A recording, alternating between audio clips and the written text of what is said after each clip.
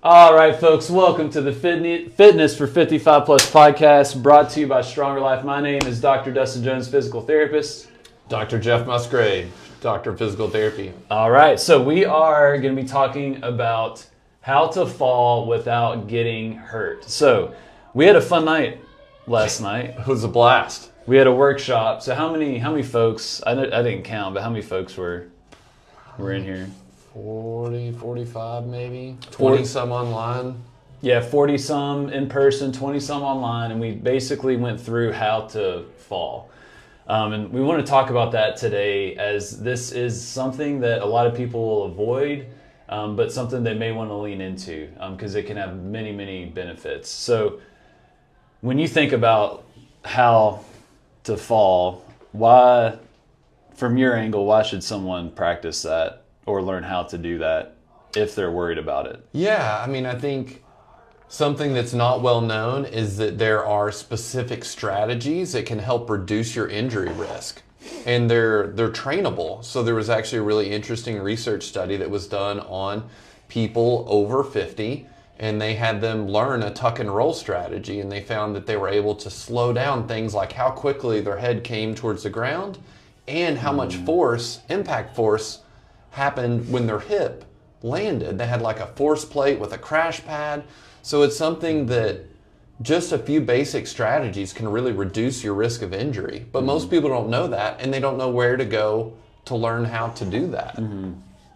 Yeah, and a lot of these techniques are from like martial arts, parkour, wrestling, like these different disciplines that they fall all the time, and if they don't know how to fall without getting hurt, they're not going to be able to participate. And there's a lot of principles that we can use. So last night what we did is we took some of those techniques that Jeff talked about in that study and applied them in very approachable manners. So maybe starting when your butt's on the ground and falling backwards versus like falling from full standing, but falling from a seated position.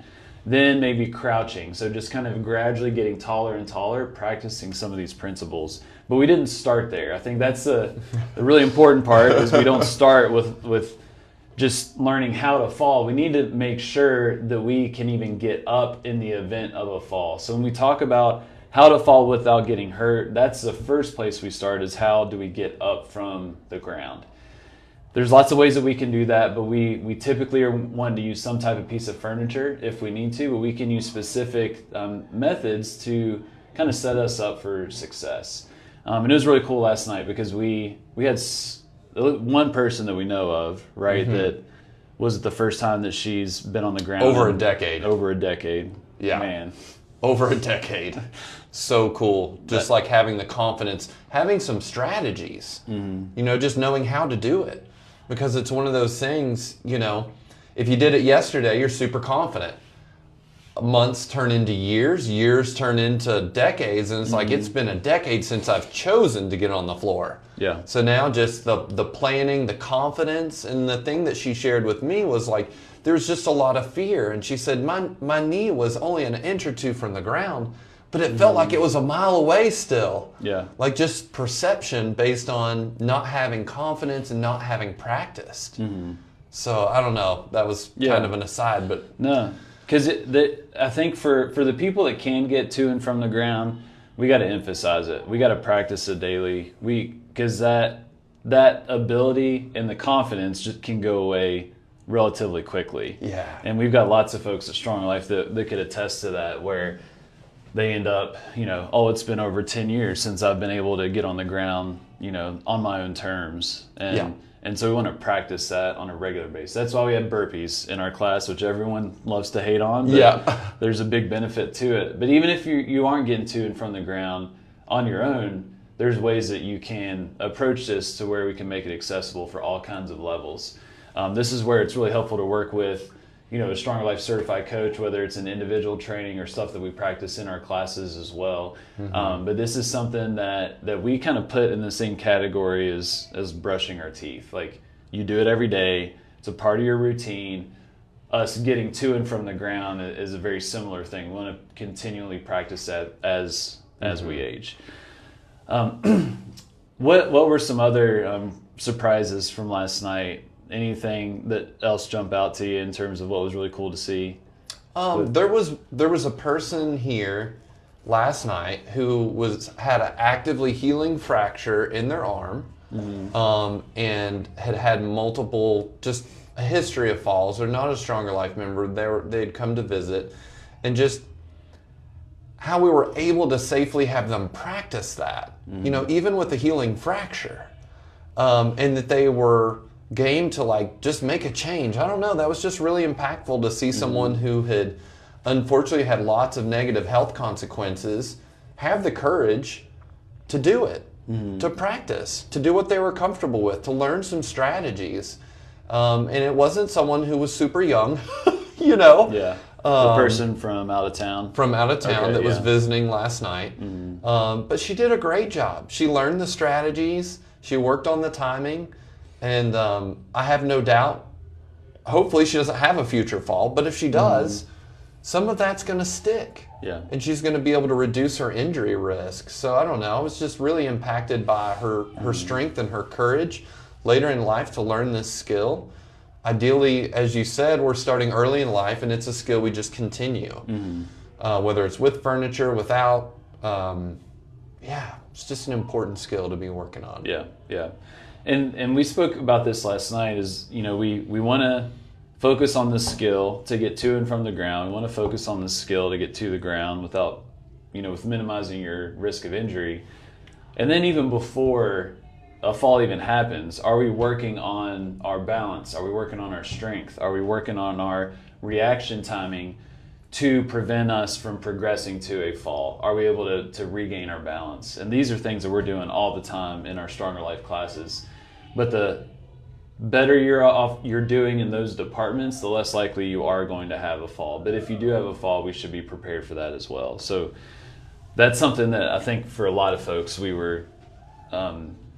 they focus on, I'm just going to do my balance activities, that kind of the front end of the fall versus like the back end of the fall. Yeah, you did such a good job in the workshop last night talking about the prevention piece. It's just where we want to prevent as much as possible. That's where the agility ring work and move in different directions, making sure we can respond, but also practicing balancing in different conditions and different surfaces, sometimes doing stuff eyes closed. Like we want to have a robust program that looks as much like real life as possible to prevent as many falls, but then the other half of the preparedness, or being prepared if a fall happens. And the research out there shows that being prepared and having a plan actually reduces your fall risk. And I think for me, if I was in that boat where I didn't know if I could get on the ground or not, I'm going to be a lot less confident in dicey scenarios where there's ice, or where you're unsteady, or where you're tired, or you're on a trail. I mean, if you don't know what's going to happen when you make your way to the ground, or how you're going to get up, it's going to affect your confidence. And not being confident is going to change how you move. So there's just like you said, there's both parts of the puzzle. There's the prevention piece, having a very robust movement practice there, but also the preparedness piece and having the confidence, hey, worst case scenario, if I fall, I know I'm strong, I'm robust, my bones are strong, my muscles are strong, and I know I can get myself up. I mean, we've got to address that second half, and I think that's why workshops like last night are so much fun and so interesting, is getting a practical approach to the second half of that conversation. We just don't see that out in access to that for the public. Right. So I don't know. It was just really cool. It was a cool moment for me to watch and like see so many people getting that experience to build their confidence. Yeah. It was a room full of 40-some individuals that typically definitely healthcare providers would be scared to death to even attempt to train how to fall, and think it may be really contraindicated for a lot of folks, but we don't buy that. We think everyone should practice this stuff in a manner that's approachable for them, and I think we were able to do that. A room that big with people 55 plus, several people in their 70s and early 80s in there as well. Just getting some basic instruction and some basic strategies, moving on their own. There were only a few people that needed a little bit of help, and most of it was just encouragement to know where to put their arms or legs. Like no one got down and needed to physically be lifted up. But in the medical field, where we should have the skills to handle that, it's not even being done there. And it's like we did a community-based workshop where there's like a box or a bench, someone who knows what they're doing, taking them through it, and voila. They're getting up and down from the ground. Yeah. I don't know. It's just we've turned it into this big monster. And it's like, no, we just need to practice. We need to know what we're doing before we try. Have some guidance, but it's not that big of a deal. It's not as scary as it sounds. And I think, it just makes me think from the medical perspective, if the medical providers are scared and the client or the patient is scared, well, there's never going to be any practice. Right. But it's like we've got to have confident providers, confident coaches. I mean, we coach this stuff every day. And our coaches know, like, hey, you can do this. And they know oftentimes fear is the biggest thing. It's not actually physical ability. Yeah. And having a strategy just like takes that fear away. Right. Oh, it's such a beautiful thing. It's just like that moment last night, not been on the floor for a decade. And then she celebratorily did it 3 or 4 more times, within a matter of minutes. Like, I can't stop now. I'm so excited. I don't know. This stuff gets me pumped up. Yeah.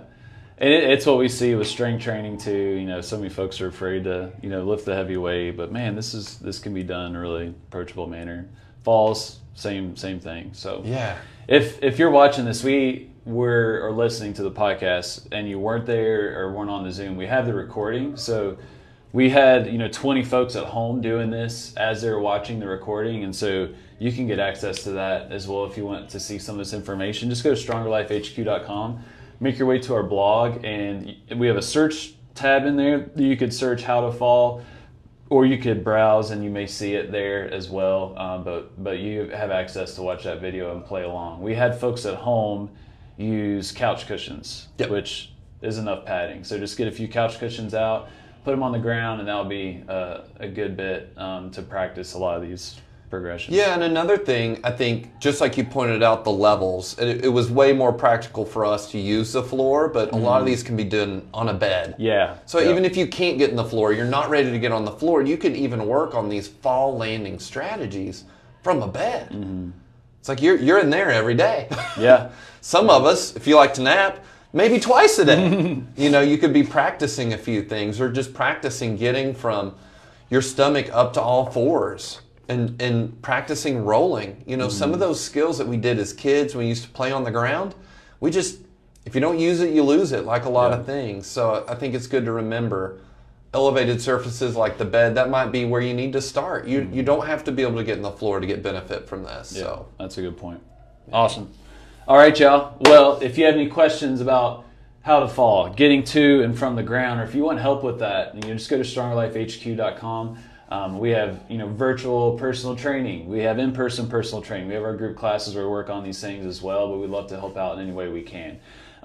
Once again, that is strongerlifehq.com. Thank you for watching or listening to the Fitness for 55 Plus podcast. If you have a question that may not be fall related, get in our Facebook group. If you go to Facebook, search Fitness for 55 Plus, and then you'll see our Facebook group. Get in there, and that's where we're fielding a lot of these questions. So we have right around 800 folks from all over the world that are in this Facebook group that you have access to us. Ask a question, and we'll put it in the queue to address it on this podcast. All right, thank y'all for watching. Listen, we will talk with you soon.